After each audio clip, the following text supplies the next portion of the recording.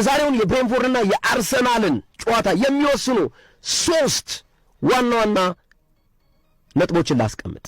አንደኛ ፈርስት ጎል፣ የመጀመሪያ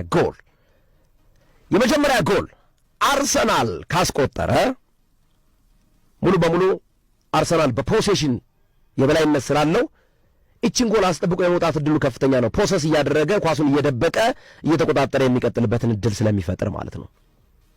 የመጀመሪያውን ጎል ብሬንፎርድ ማግባት የሚችል ከሆነ ብሬንፎርድ የሎ ብሎክ ቡድን ነው። ሎ ብሎኩን ጠቅጥቆ ነው የሚዘጋው። ሎ ብሎኩን ይዘጋል፣ በካውንተር አታክ ይጫወታል። የዳይሬክት ፉትቦል ባህሪያት ስለሆኑ ካውንተር አታክ ማለት ነው። ስለዚህ የመጀመሪያ ጎል ወሳኝ የሚባል የጨዋታውን ሁኔታ የሚቀይር እንደሚሆን አስባለሁ። ሁለተኛ ሰከንድ ቦል ግጭት ወይም ፍልሚያ፣ የሰከንድ ቦል ፍልሚያ ዛሬ ላይ የምንመለከተው የዛሬ ጨዋታውን ሂደት የሚወስን ነው። ቀደም እንዳልኳችሁ ሰከንድ ቦል ምንድነው ብለናል? ረጅም ኳስ ተልኮ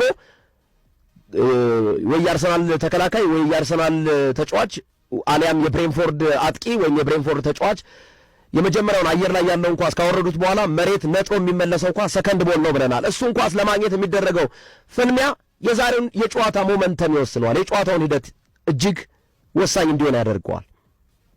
ምክንያቱም ብሬንፎርድ በባህሪው ሰከንድ ቦል ይነጥቅና ሩጦ ሄዶ ጎል ለማስቆጠር የሚደረግ እንቅስቃሴ ላይ በጣም አደገኞች ስለሆኑ ማለት ነው። ይህንን በአርሰናል በኩል መቆጣጠር ያስፈልጋል።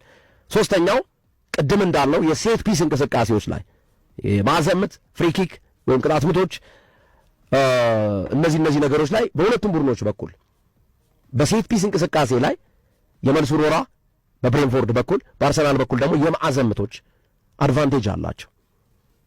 ስለዚህ እነዚህን ግምት ውስጥ በማስገባት እነዚህን በማየት በዛሬው የጨዋታ መድረክ ላይ አርሰናል 2-0 ወይም 2-1 ያሸንፋል የሚል ቅድመ ግምቴን አስቀምጫለሁ። ሶፊ እሺ